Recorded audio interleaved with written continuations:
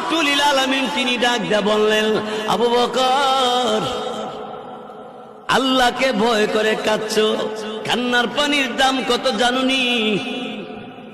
চোখের পানির দাম কত জানেননি?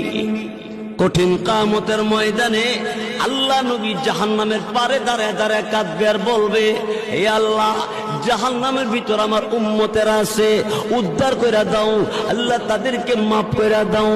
আল্লাহ রাব্বুল আলামিন আমার আল্লাহ তাআলা জিবরাইল ফেরেশতাকে বলবে, জিবরাইল,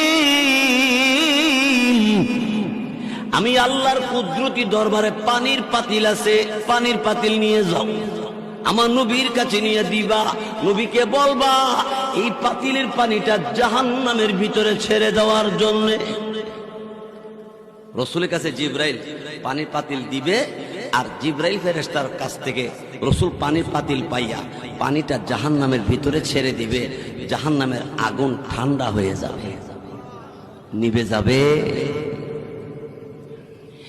দিলের নবী, আমার আপনার নবী রাহমাতুল লিল আলামিন এমনি ডাক দিয়ে বলবে, জিবরাইল, এত দামি পানি কোন জায়গা থেকে এনেছো? এটা কি হাউজে কাউসারের পানি না জমজম কুয়ার পানি? জিবরাইল বলবে, নবী